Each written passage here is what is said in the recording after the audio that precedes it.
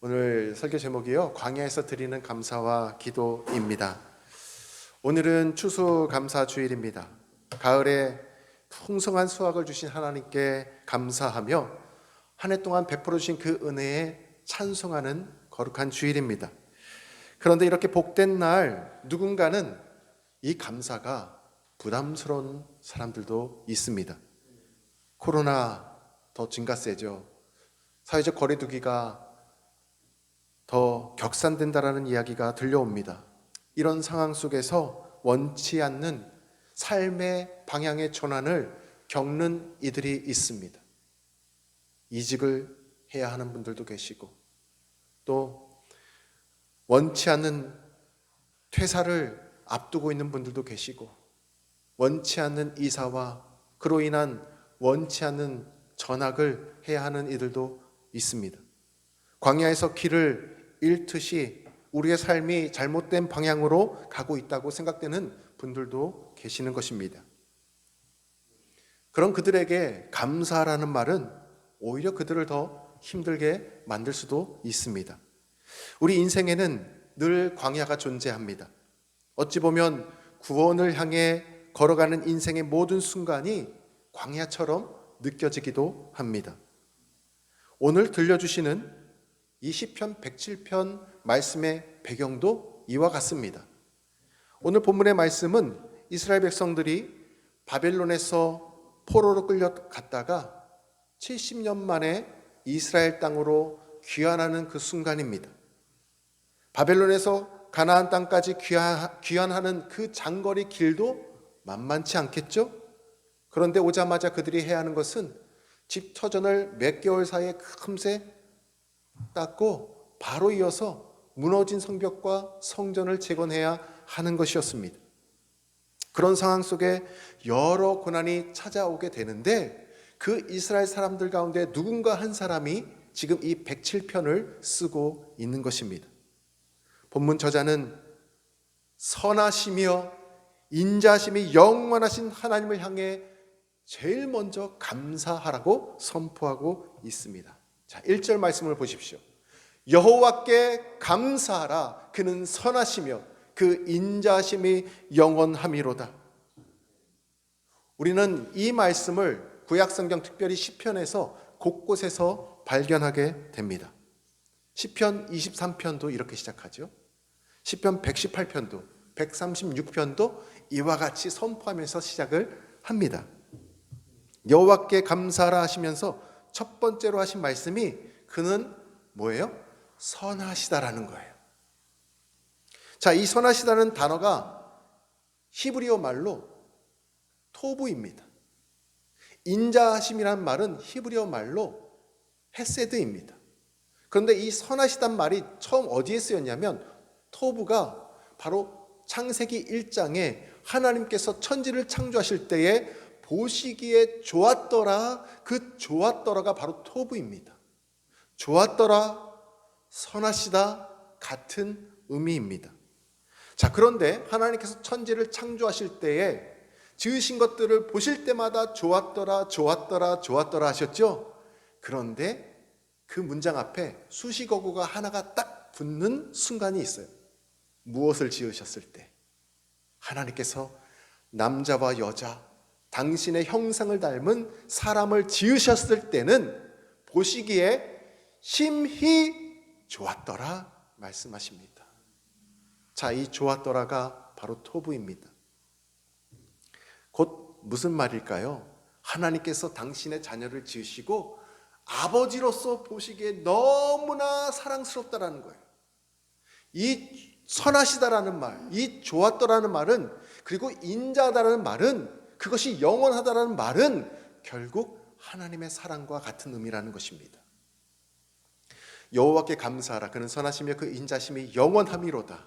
자, 이 말씀이 구약에서 곳곳에 등장하죠. 그런데 이 말씀이 신약에서는 등장하지 않습니다. 왜 그럴까요? 신약에서는 이 용어가요, 다른 말로 대체가 돼요. 그게 바로 사랑입니다. 신약에서는 하나님의 사랑에 초점을 맞추고 있기 때문에 저 표현보다는 하나님의 사랑이라는 단어를 계속해서 반복적으로 사용하고 있는 것을 보게 됩니다. 자, 이것을 요약하면 이런 공식이 나오겠죠. 제가 만든 공식이에요. 구약에서는 선하심과 인자심 이꼬르, 신약에서는 사랑이라는 거예요. 여호와께 감사해야 하는 이유는 궁극적으로 무엇입니까? 하나님의 사랑이라는 것입니다. 그분의 사랑을 얼마나 깊게 생각하느냐에 따라서 우리가 감사하는 마음의 태도가 달라진다는 것입니다. 특별히 우리를 향한 하나님의 사랑은 어디에서 절정을 이루게 됩니까? 우리를 향한 하나님의 그 사랑 어디에서 클라이막스를 이루게 됩니까? 그것은 바로 보시는 사진과 같이 골고다 언덕 위에서입니다. 골고다 언덕 위에 높게 세워진 저 십자가 위에서 우리 주님께서 나의 죄를 대신 짊어지시고 매달려 죽으셨습니다. 머리에는 무엇이 박혀 있습니까? 유대인의 왕이라는 조롱 섞인 말이 편말로 새겨져 있고, 예수님의 그 머리 위에는 금으로 된 면류관이 아닌 가시관으로 된 면류관을 쓰고 계시어 머리에서 피를 흘리고 계셨습니다. 그분의 손과 발에 무엇이 박혀 있습니까? 18cm나 되는 거대한 대목이 예수님의 손목과 발목에 깊숙이 박혀 있습니다. 예수님의 매달리신 그 옆구리에는 로마 병사가 커다란 창으로 깊이 찔러서 모든 피와 물을 한 방울도 아낌없이 다 쏟아내셨습니다. 우리를 위해 희생양이 되셔서 십자가의 대속물로 죽으신 그 십자가의 사건이 우리를 향한 하나님의 사랑의 절정의 순간인 것입니다. 감사는 감사할 만한 조건이 있어서가 아니라 영원하신 하나님의 이 십자가의 사랑에 근거한 것임을 믿으시기 바랍니다. 이처럼 하나님의 사랑을 받은 자로서 오늘날과 같이 이 어려운 현실 속에서 우리가 어떠한 마음을 가져야 하는지 오늘 말씀을 함께 살펴보고자 합니다. 첫 번째는요, 광야에서 드리는 감사입니다. 구원의 은혜에 감사해야 하는 것입니다. 바로 시편 107편 2절 말씀이죠. 제가 읽어드리겠습니다. 여호와의 속량을 받은 자들은 이같이 말할지어다.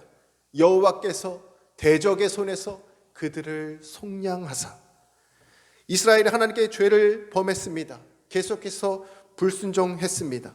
돌이키지 않았습니다. 그 결과 바벨론의 포로로 끌려가는 노예가 되었습니다. 마치 물건처럼 여기저기 팔리게 되었고 남의 소유물이 되었습니다. 자, 이 말씀 속에 두 번 반복되는 단어가 있죠. 무엇입니까? 속량이라는 단어입니다. 속량이란 뜻이 무엇일까요? 엄청난 빚을 떠안고 사는 자가 있습니다. 마치 노예와 같겠죠? 채무자는 채권자와의 약속을 잘 지켜야 합니다. 제때 이자를 갚아야 하고 제때 그 돈을 갚아야 합니다. 그런데 엄청난 금액을 계속해서 빚을 지게 돼서 도저히 갚을 길이 없어요. 이런 채무자에게 갑자기 어떤 사람이 나타나서 그 거액을 다 그냥 한 번에 갚아주는 거예요. 빚을 탕감해 줍니다. 노예에서 자유인으로 탈바꿈하게 되는 것입니다. 이것을 속량이라고 합니다. 자신의 힘으로는 도저히 벗어날 수 없는 그러한 상황을 벗어나게 해주는 것. 자, 이러한 상황이 이스라엘 백성들 가운데 있었습니다. 자신의 힘으로는 도저히 이 바벨론 땅에서 그들이 벗어날 길이 없었습니다. 희망이 없었죠. 그런데 하나님께서 한 사람을 일으키십니다. 그 사람이 누구냐면 고레스 왕입니다. 고레스 왕을 갑자기 이렇게 세우셔가지고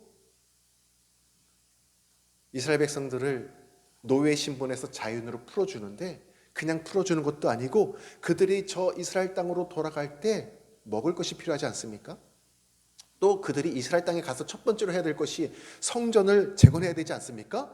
그것에 필요한 재물, 돈, 물질, 가축들을 한아름 쌓아가지고 같이 보내는 것을 우리가 보게 됩니다. 이것이 속량입니다. 이러한 속량의 은혜를 지금 이스라엘 백성들이 받고 있는 것입니다. 감사가 어려운 광야와 같은 현실 속에 살아가고 계십니까? 오늘 주시는 이 말씀을 기억하십시오. 우리 모두는 영적인 노예에서 자유인으로, 죽음에서 생명으로 구원의 은혜를 입은 자인 줄 믿으시기 바랍니다. 구원의 은혜는 결코 우리의 힘과 노력으로 얻는 것이 아닙니다. 그 은혜를 입은 자라면 무엇보다도 구원의 은혜에 여호와께 감사드리는 것은 너무나 당연한 것입니다. 그 어떤 문제도 우리의 감사를 막을 수가 없습니다. 하나님을 향한 감사를 잃어버리지 마십시오. 감사의 고백은 모든 문제를 이기는 능력이 되는 것입니다. 3절 말씀에 보면은 바벨론에서 구원받은 자들을 하나님께서 동서남북에서 모으셨어요. 하나님의 사람들이 모였어요. 자, 모여서 무엇을 했을까요? 성경에 기록되어 있진 않았습니다. 근데 저는 말씀에 묵상하다가 이런 감동이 있었어요. 이들이 모여서 광야에서 기도하고 광야에서 찬송을 하겠구나. 할렐루야. 그러한 모임이 바로 오늘 우리가 드리는 예배인 줄 믿습니다. 우리가 오늘 함께 모여서 부른 찬양이 있습니다. 그 찬양의 제목이 무엇입니까? 날 구원하신 주 감사. 할렐루야. 날 구원해 주신 하나님의 그 구원의 은혜에 전심으로 감사드리는 우리 모두가 되시기를 간절히 소망합니다. 자, 두 번째가 있습니다. 두 번째, 광야에서 드리는 기도입니다. 근심 중에도 기도해야 합니다. 자, 107편 4절 말씀 6절까지인데요. 제가 읽어드리겠습니다. 그들이 광야 사막길에서 방황하며 거주할 성읍을 찾지 못하고 줄이고 목이 말라 그들의 영혼이 그들 안에서 피곤하였도다. 이에 그들이 근심 중에 여호와께 부르짖음에 그들의 고통에서 건지시고. 아멘. 자, 이 내용은 바벨론에서 풀려나와 고기에 돌아가는 이스라엘 백성들이 회상하는 장면이에요. 무엇을 회상하냐면 너무나 힘든 길을 지금 가야 되잖아요.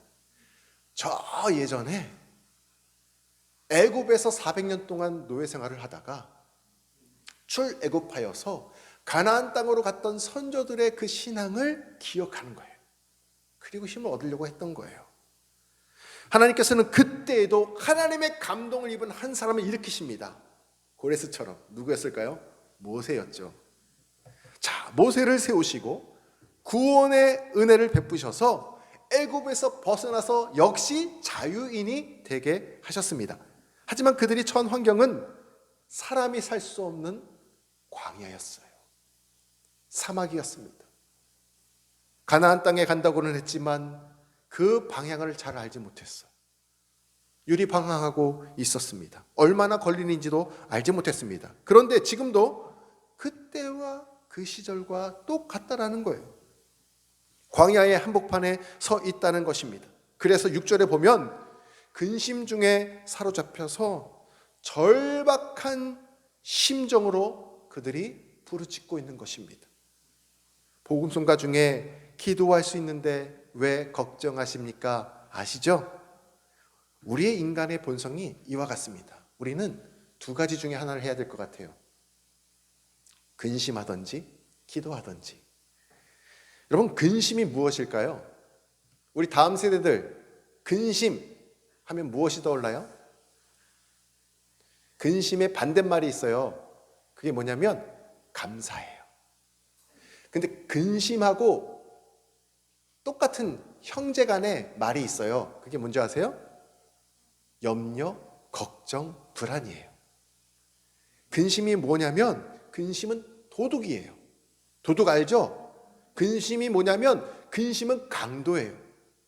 도둑과 강도는 불현듯 갑자기 나에게 찾아와요. 나에게 찾아와서 나의 가장 소중한 것을 빼앗아 갑니다. 그게 뭔지 아세요? 평안함을 뺏어가요. 한순간에 근심이 내 마음 가운데 들어오면 내 평안함이 사라집니다. 그리고 불안해져요. 웃는 얼굴도 뺏어가요. 평안한 잠자리도 뺏어갑니다. 좋은 것들을 몽땅 다 뺏어가는 거예요. 근심에게 도덕질 당하지 않고 강도당하지 않으려고 하려면 그 비결이 있는데, 그것이 무엇이냐면 오늘 말씀에 말하고 있어요. 그게 뭐냐면 바로 광야에서 자유롭게 할 수 있는 것 한 가지가 있는데, 그것이 바로 기도라는 거예요. 할렐루야. 6절 말씀처럼 근심 중에 부르짖어 기도하라는 것입니다. 오늘 말씀 속에 우리가 다 읽지는 않았지만 6절뿐만 아니라 13절과 19절에 보면은 똑같은 말이 반복됩니다. 근심 중에 여호와께 부르짖으라, 환난 중에 여호와께 부르짖으라, 고통 중에도 여호와께 부르짖으라 말씀하고 있습니다. 우리가 근심 중에도 환난 중에도 고통 중에도 부르짖어서 간절히 기도하면은 하나님께서 내 마음의 고통에서 우리를 건져주시고 구원하실 줄 믿습니다. 그리고 그것뿐만 아니라 우리가 방황을 잃고 지금 헤매고 있다고 했잖아요. 우리가 거주할 성읍으로, 그 예비된 곳으로 우리를 인도해 가신다라는 거예요. 그러면 어둠의 세력은 물러가고 마음의 평안이 회복되는 것입니다. 그 순간이 하나님의 나라인 줄 믿으시기 바랍니다. 거기가 천국인 거예요. 광야에서 근심 중에 있더라도 부르짖어 기도하시기 바랍니다. 그러면 8절 말씀처럼 사모하는 자에게는 하나님께서 반드시 만족을 주시고 줄인 영혼에게는 좋은 것으로 채워주신다라는 것입니다. 이것이 광야에서 드리는 기도입니다. 오늘 설교를 준비하면서 올 한 해 동안 있었던 일을 제가 매일같이 묵상해 보았습니다. 너무 감격스럽고 감사해서 눈물을 흘리기도 했어요. 말할 것도 없이 너무나 놀라운 은혜의 순간들이 많이 있었습니다. 그런데 그런 와중에도 저에게 큰 근심의 순간이 있었음을 보게 되었습니다. 작년 9월 달부터 진행된 담임 목사 청빙 과정에 제가 응하기 위해서 정들었던 14년 동안 사역했던 지구촌 교회를 정말 은혜 가운데 많은 분들의 축화와 축복 속에서 사임하게 되었습니다. 사임하고 나니까 정말 가르침을 받았던 대로 벤처 목회 그 한복판에 제가 홀로 딱 서 있더라고요. 그 기분도 잠시였어요. 하나님께서요, 놀라운 일들을 저에게 베풀어 주셨는데, 사임하고 나서 딱 이틀 만에 제가 전화를 한 통을 받게 되었습니다. 부모님을 통해서 막연하게 이사를 가기 위해서 집을 부동산을 통해서 이제 알아보려고 하고 있었는데, 신비로운 것은 하나님께서 저희들의 이 상황을 아시잖아요. 그래서 저희들의 소식을 지인을 통해서 알게 하시고는 그분을 통해서 연락을 주신 거예요. 이틀 만에. 그리고 우리가 거처할 장막을 예비해 주셨습니다. 저희가 그곳에 가가지고 지내면서 생활을 하게 되었는데, 생활하면서 마음속에 좀 이런 생각도 들게 하시더라고요. 아, 내가 청빙하는 이 과정이 내 욕심일 수도 있겠다. 하나님의 관심과 내 관심이 다를 수도 있겠다라는 생각이 들기 시작했습니다. 그리고 저는 결국 청빙을 받지 못하게 되었습니다. 기도에 응답하심도 감사요, 거절하심도 감사한 생각을 하게 되었어요. 그렇게 크게 낙심하지는 않았습니다. 하나님께서 또한 저를 향하신 원대한 계획이 있음을 믿게 되었기 때문에 큰 낙심을 갖지는 않았습니다. 그런데 계속해서 코로나가 창궐해지니까 저희가 미등록한 상태로 다른 교회에 가는 것조차 어렵게 되었습니다. 제가 기도할 곳을 찾아서 기도원에 가고자 했지만 기도원도 다 문을 닫았어요. 이제 갈 곳이 없었습니다. 그래서 가정예배를 드리기 시작을 했죠. 그러던 중에 이 시간을 이용해서 제가 정말 제 삶을 잘 선용해야겠다라는 생각이 들었습니다. 바쁘게만 목회해왔던 제가 성도님들이 겪고 있었던 그 삶을 직접 한번 체험해 봐야겠다라는 생각을 갖게 되었어요. 그래서 집 근처에 가까이 있었던 대형 물류센터에 이름만 들면 다 아실 수 있는 그곳에 제가 찾아갔습니다. 그리고 일용직으로 하루하루 일을 하는 경험을 쌓게 되었어요. 띄엄띄엄 일을 했지만 한 15일 정도 나가서 일을 하게 되었습니다. 근데 정말 생각보다 이 일이 너무나 고됐어요. 9시간을 가서 일을 하게 되는데 점심시간 1시간을 제외하고 한 번도 앉지 못하는 거예요. 한 번도 쉬는 시간이 없어요. 화장실 잠깐 갔다 오는 것 빼고는. 계속해서 반복적으로 일을 해야만 했습니다. 거대한 냉장 창고 안에서 일을 해야만 했습니다. 열악한 환경이었죠. 안 쓰던 몸을 쓰게 되니까 몸이 너무나 힘이 든 거예요. 그런데 주변에 계시는 분들을 보게 되었어요. 제 옆에 같이 근무하는 분들. 젊은 대학생들뿐만 아니라 30대, 40대, 50대 젊은 가장들이 일을 잃었거나 아니면 일을 할 수 없는 상황이 되어서 투잡을 뛰기 위해서 오시는 분들이에요. 많은 계층들이 보입니다. 제 눈에도 이분은 문화계 쪽에 계신 분 같다. 전문직이신 것 같다. 또 대화를 하다 보면은 자기의 상황을 또 얘기하시는 분들도 계셨어요. 자, 그런 일들을 하고 있었는데 그 중에 4월 15일 날 우리 부모님과 함께 같이 식사를 하면서 마음에 결단을 하게 되었습니다. 그것이 무엇이냐면 교회 개척의 그 부르심에 이제는 제가 순종해야겠구나. 하나님께서 그 마음을 주셨고 그 마음에 결단을 하게 되었습니다. 그런데 하나님께서 주시는 결단에 제가 순종하면 늘 마음이 편했거든요. 지금까지는 그랬었어요. 근데 그때는 마음이 감사하면서도 동시에 근심과 염려가 같이 공존하더라고요. 그날 저녁에 솔직히 제 마음이 그랬어요. 집에 돌아와서 많은 생각이 잠겼습니다. 코로나 이 시국에 돈도 없이 어디로 가야 할까? 무엇보다도 교회를 개척하려면 건물보다 사람이 중요한데 개척 멤버 하나 없이 어떻게 해야 할까? 그 순간에 제 마음에 근심이란 도둑이 찾아온 거죠. 그리고 제 마음속의 평안을 빼앗아 갔어요. 집에서 나와서 혼자 차 안에 들어갔습니다. 그리고는 이 말밖에 나오지 않았어요. 주님, 이 말밖에 나오지 않았습니다. 그리고 그 다음 날 제가 예약을 해놨기 때문에 무거운 마음을 가지고 또 이 물류센터를 가게 된 거예요. 아침 일찍. 정말 마음이 힘들었겠죠. 일하기도 싫고 마음은 너무나 무겁고. 자, 그런데 오전 일과 마치고 점심 식사 후에 항상 제가 이렇게 휴식을 혼자 취하던 곳이 있어요. 앉을 의자도 없다고 했잖아요. 근데 어디냐면 물류 트럭이 지나가는 도로 한복판에 그냥 인도턱이에요. 인도턱. 제가 밥을 먹고 커피 한 잔 가지고 와가지고 거기에 걸터 앉아서 길바닥에서 쉬었거든요. 유일한 쉼의 시간이잖아요. 근데 그날 이틀 전에도 제가 보지 못했던 것을 보게 되었어요. 그 장소가 어떤 장소냐면 제가 이제 이거는 마지막 일하러 간 날 기념으로 제가 찍었어요. 저게가 큰 물류센터, 저게 안에가 다 냉장고예요. 냉동고가 있어요. 자, 그런데 저 이제 지금 도로가 보이시죠? 저 끝에 가면은 제가 앉았던 곳이 있는데, 자, 그곳에서 이틀 전에도 없었던 하나를 제가 찾게 됩니다. 그게 바로 이거예요. 제가 직접 찍은 겁니다. 그 도로 위에 딱 한 송이의 제비꽃이 펴 있는 거예요. 아니, 제가 분명히 앉았던 곳이거든요. 이틀 전에도 못 봤어요. 근데 갑자기 꽃이 만개해 있는 것을 보게 되는 거예요. 너무 그 순간에 제 마음의 근심과 두려움이 온데간데 사라져요. 너무 예쁜 거예요. 제가 이렇게 얘기했어요. 꽃을 향해서. 야, 너 진짜 예쁘구나.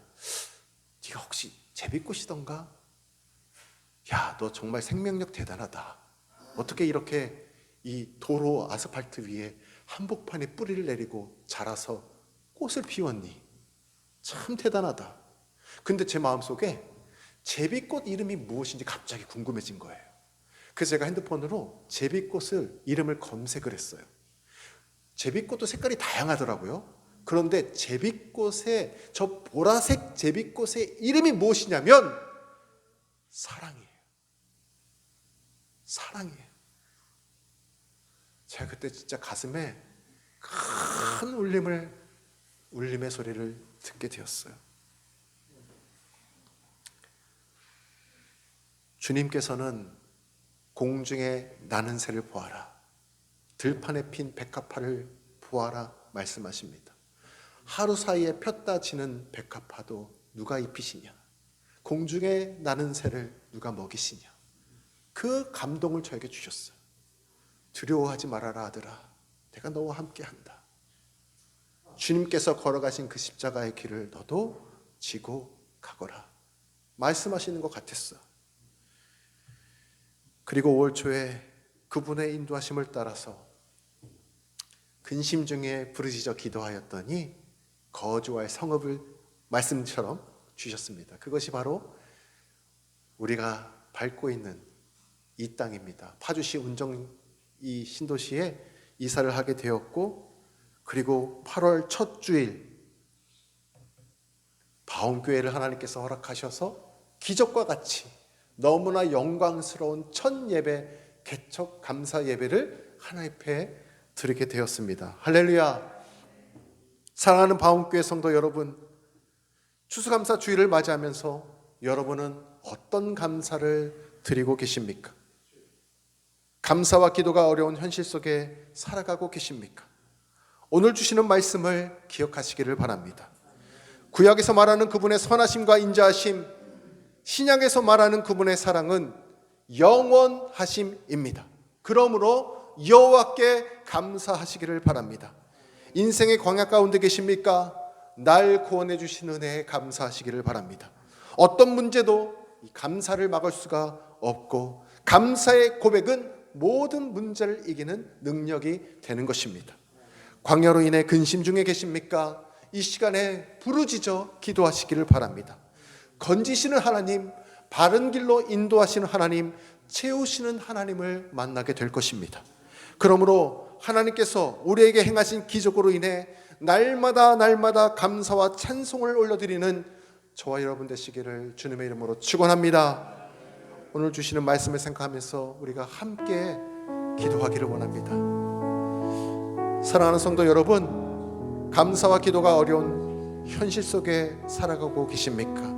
오늘 주시는 말씀을 기억하십시오. 죄인된 우리를 구원해 주신 은혜에 먼저 감사하십시오. 어떤 문제도 감사를 막을 수가 없고, 감사의 고백은 모든 문제를 이기는 능력이 되는 것입니다. 광야로 인해 근심 중에 계십니까? 하나님 앞에 부르짖어 기도하시기를 바랍니다. 주님은 내 기도를 들으시고 고통 중에 건지시며 바른 길로 인도해 주십니다. 이 시간 기도하는 이마다 좋은 것 주시는 하나님께 감사와 찬송을 드리시기를 바랍니다. 우리 합심하여 함께 기도하겠습니다. 거룩하신 주님 감사합니다. 하나님 앞에 영광과 찬송과 감사를 이 시간에 올려드립니다.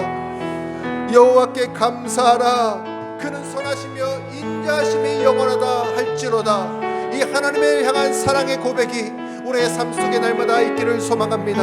하나님을 향하여서 드리는 이 추수감사 주일 예배에 하나님 앞에 잃었던 감사가 회복되게 하시고, 무엇보다 나를 구원해 주신 그 은혜에 감사한 하나님 삶을 살아갈 수 있도록 도와주옵소서. 인생의 광야 가운데 우리가 놓여서 살아가고 있습니까? 하나님 부르짖어 기도하게 하여 주옵소서. 하나님 앞에 기도하는 이마다 하나님께서 도우시고 건지시는 그 은혜를 경험하게 하여 주시고, 하나님께서 좋은 것으로 채우시는 그 은혜를 경험하게 하시고, 하나님의 예비해 놓으신 놀라운 축복을 누리며 살아가는 은혜를 저희들 가운데 허락하여 주시옵소서. 하나님 우리 가운데 함께하여 주옵소서. 좋으신 하나님을 찬양하게 하여 주옵소서. 구원하신 주님을 감사하는 삶을 살게 하여 주옵소서. 여호와께 감사하라. 그는 선하시며 그 인자심이 영원하리로다. 하나님을 예배하는 추수감사 주일에 무엇보다 먼저 날 구원해 주신 은혜에 감사하는 우리가 되게 하여 주옵소서. 근심 중에 부르짖는 이마다 영혼의 만족 주시며 좋은 곳으로 채우셔서 날마다 감사와 찬송이 울려 퍼지는 그러한 삶을 살게 하여 주옵소서. 사랑이 많으신 예수님의 이름으로 기도합니다. 아멘.